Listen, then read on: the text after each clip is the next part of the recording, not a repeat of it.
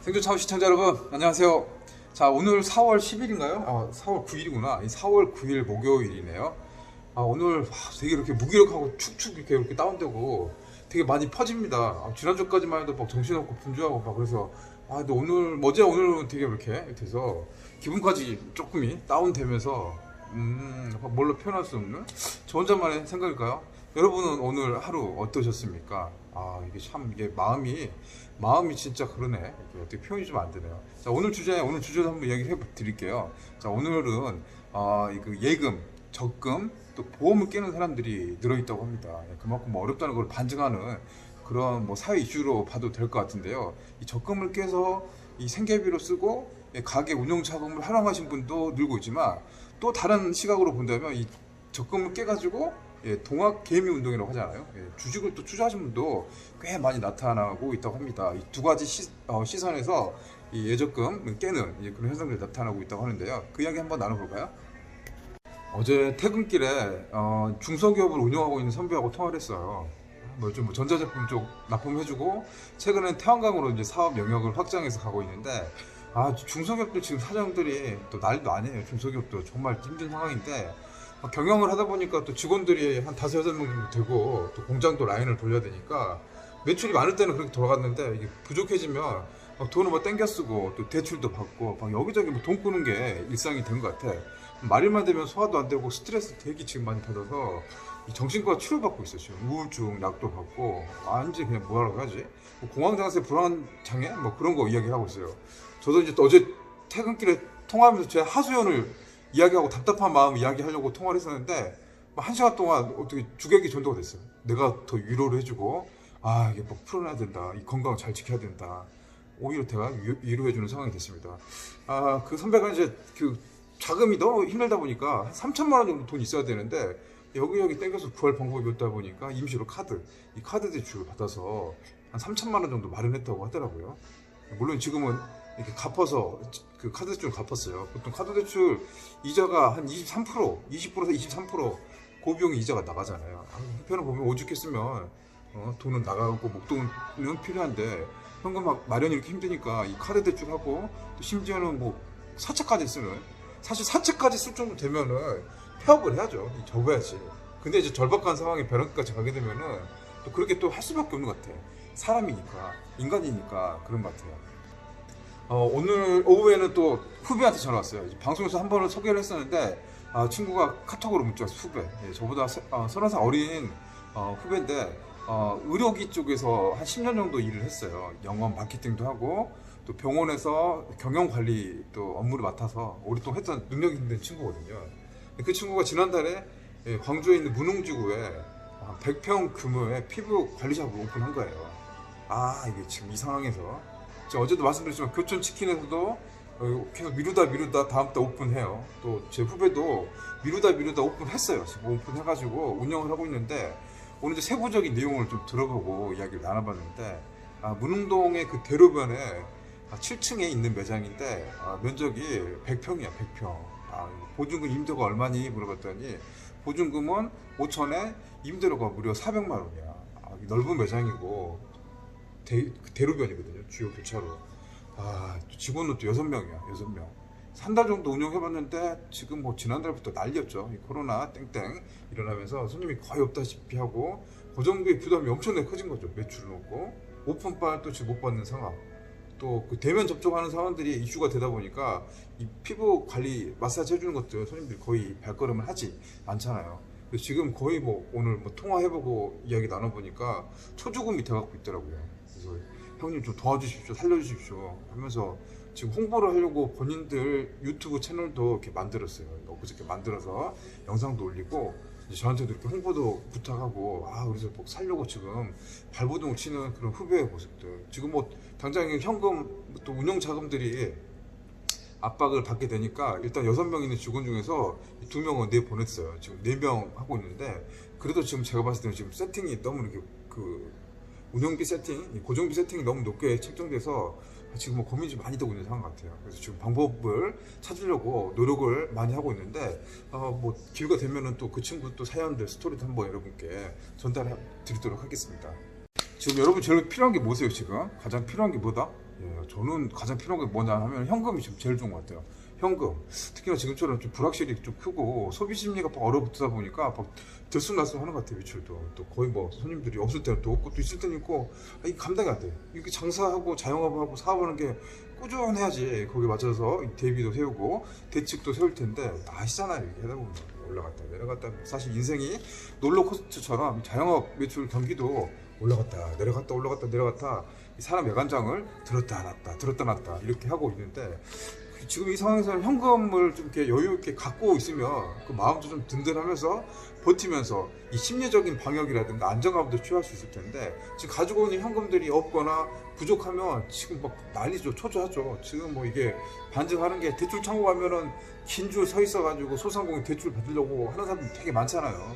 그 문턱을 또 통과하지 못하고 떨어져서 좌절하고 또 우울하고 불안해하는 사람들도 꽤 많이 있는 게 현재의 상황인데요. 자, 우리은행이나 신한, 국민은행 같은 시중은행의 예적금 현황을 한번 살펴봤습니다. 자, 이 시중은행에서 예금과 적금을 해놓으셨던 분들이 꽤 많잖아요. 뭐 그 중에서 일반 국민들도 있고 또 자영업 사장님도 있고 뭐 중소기업 사장님도 계실 텐데, 최근 한 달 동안 예적금을 해약하고 해지하시는 분들이 꽤 많이 나타났더라고요. 자, 통장을 깨버립니다. 통장을 깨, 적금하고 예금 면에서. 그 기간을 채우면 사실은 이자가 좀 나오잖아. 쏠쏠하게 나오잖아. 그래서 해야 되는데 중도에 깨면 정말 아깝잖아요. 사실 은행 배만 불러주는 그런 꼴이 되는데, 최근 한 달 동안에 중도 해지, 중도의 중간에 깬다는 소리죠. 중도 해지가 113만 건이야. 엄청나게 많이 깬 거죠. 돈을 합쳤더니 이 113만 건에 한 12조 가까운 돈이 예금이 깨져버리고 그 돈이 나와버렸다는 소리죠. 이게 그러면은 대비로 봤을 때는 작년 같은 기간 대비했을 때는 한 24%에서 33% 그만큼 많이 증가를 했다는 겁니다. 그럼 지금 상황에서 예금을 이렇게 못 넣을 수 있는, 납부를 못 하는 거죠. 내가 생각했을 때 이 납부를 못 할 수 있는 경제 상황이 됐어. 현금 확보가 필요하니까 통장을 그냥 깨버리는 상황. 이자, 그런 거 지금 그 생각할 때가 아니죠. 확보해서 하신 분들이 그렇게 많이 늘어났던 겁니다. 그리고 여러분, 보험도 많이 듣고 있죠. 보험. 사실 뭐 가족, 결혼하시고 아이들 키우신 분들이라면 보험이 몇 개야. 나도 지금 보험이 되게 많아요. 아이들 3명이 다둥이 키우고 있고, 이렇게 보험하면 한 달에 나가는 게 되게 많고, 지금까지 계속 또 내오고 있죠. 또 운전하면 자동차, 운전하니까 자동차 보험도 있고, 또 매장을 하면은 또 화재보험 그런 것도 좋잖아. 이 보험은 어떻게 보면은 가정의 또 가계의 최후의 보루라고 할 수 있는데요. 이 보험 혜택도 최근 늘어나고 있다고 합니다. 그만큼 이제 서민 경제, 실물 경제가 위태롭다라는 것을 반증하고 있는데요. 8개 주요 보험사에 지난 2월 이 중도 해약을 한 그 환급금, 이 환급금 통계를 살펴봤더니 2조 3,300억 원이 중도에 해약을 했다고 합니다. 이것도 이 전년 같은 기간에 대비했을 때 한 20% 가까이 늘었다고 합니다. 중간에 이 보험도 깨버린 거죠. 이 보험은 미래를 위해서 안전하게 하는 거잖아요. 근데 이것까지 이제 깨버리고 현금 확보가 그렇게 어렵다는 거죠. 일단은 뭐 활용할 수 있는 자금을 최대한 활용하고, 예금 적금 깨고, 그것도 안 되면 대출 가고, 대출도 안 되면 카드 써서 카드론 쓰고, 그것도 안 되면 정말 저까지 가는데, 거기까지 가게 되면은 정말 생각하기도 힘든, 정말 그 힘겨운 상황이 된다. 그렇게 이해를 하면 될 것 같아요. 사실 저도 이제 그 현금 확보, 유동 자금 확보를 하기 위해서 가게를 오픈하면서 한 번도 거르지 않았던 이 노란 우산 공제, 꽤 많은 돈을 넣었거든요. 최고 맥시멈으로 계속 넣었어요. 다른 건 몰라도 이 퇴직금 미래 준비를 위해서 계속 노란 우산 공제를 계속 놓았었거든요. 벌써 최소로 4년이니까. 근데 이제 지난달 전화를 했어요. 전화를 해서 납부 유예를 했습니다. 납부 유예. 6개월 동안 납부 유예를 하고, 제가 넣었던 비용에서 최저로 낮춰놨어요. 5만 원이 최저더라고. 거의 맥시멈 하고 있다가 미니멈으로 낮춰놔서 6개월 동안 유예를 시켜놨어요. 일단 지금 현금이 좀 필요할 것 같아요. 좀 아깝긴 하네요. 그 복리되고 있고, 지금 이자가 꽤 많이 붙었을 텐데, 일단은 뭐 했죠. 유예를 할 수 있으니까 해놨고, 예적금을 깨신 분들이 그렇게 많고 있습니다. 이 통계를 봐도 그렇잖아요. 이거 살펴보면 이게 이제 경기가 어려워지고 경제가 어렵다는 게, 이 사례를 또 보면 됐는데, 이 통계청 자료를 살펴보면 예적금 깨는 현상과 이 통계청 이 사례가 유사한 이 대칭점을 보이고 있습니다. 통계청이 생산투자 설비 2월 현황을 좀 살펴봤더니, 생산과 투자 소비가 3.5에서 6% 정도 하락을 했습니다. 굉장히 많이 줄었던 겁니다. 생산도 안 되고 소비도 안 되고 또 투자도 안 되는 거야.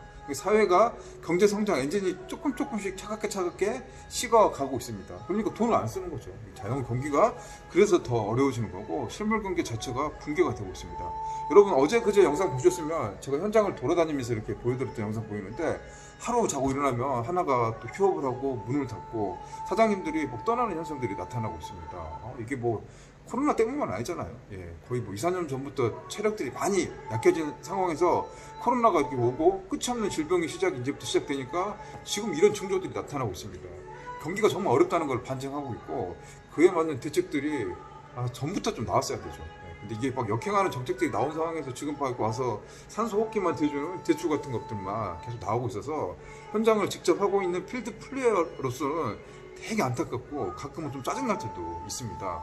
뭐 지금 그래요. 지금 시간 목요일 저녁 시간인데 되게 한산하고 조용한다. 지금 답답하네요. 근데 이제 예금을 중간에 그 해지하는 것도 기술이 필요한 것 같아요. 방법이 필요한 것 같아요. 만약에 예금을 했는데 그 만기가 1년이나 2년인데 얼마 남지 않았어요. 만기가 한 2, 3개월 정도 안 남거나 한 달 정도밖에 안 남았으면 이게 예금자 적금이나 예금을 대상으로 하는 대출이 또 있어요. 그 대출을 받으면 훨씬 이익이야. 예. 이자를 대출 이자는 내지만 원래 약정된 이자를 받을 수 있기 때문에 그게 훨씬 더 이익이에요. 그러니까 깨기 전에 한번 상담을 해보고 깨도 괜찮을 것 같다.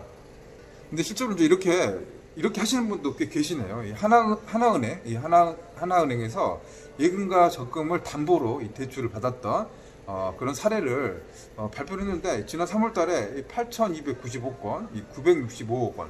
이분들이 이렇게 이제 예금이나 적금을 담보로 해서 이 대출을 받았다고 합니다. 이게 이제 이렇게 하면은 약정된 이율을 나중에 받을 수 있어요. 이게 이제 더 득이 되면 이렇게 하는 게 훨씬 더 이득이 될 수 있다.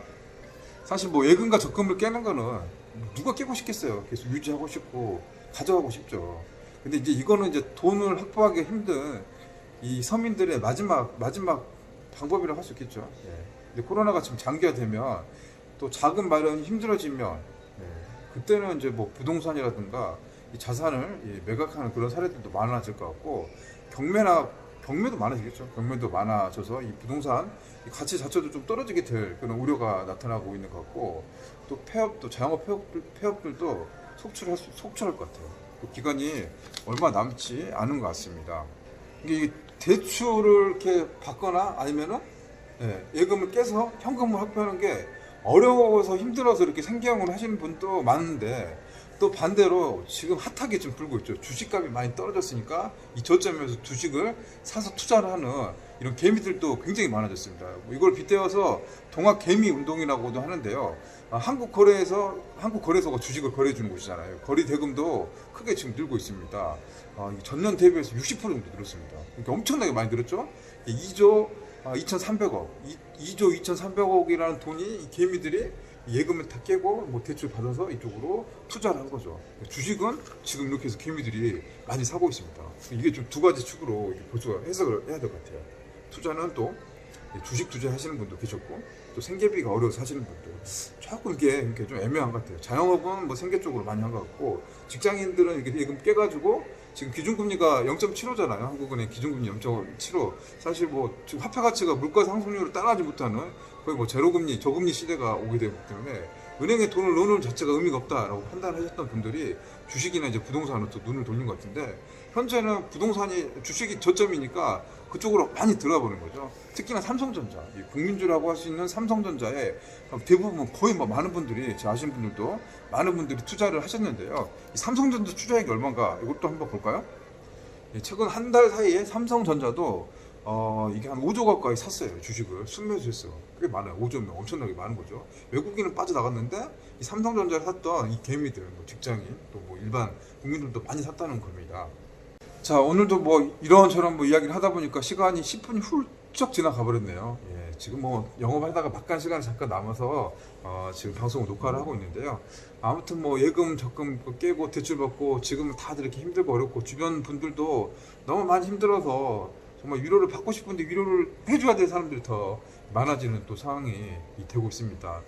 하루빨리 뭐 치료제라든가 이런 게 개발되고 경기도 좀 회복돼서 예금을 깨는 게 아니라 예금을 하고 적금을 하는 사람들이 많아지는 그날을 기다려보면서 오늘 방송은 마쳐보도록 하겠습니다. 자, 여러분 시청해주셔서 감사하고요. 편안한 저녁 되십시오. 여기서 마칠게요. 감사합니다.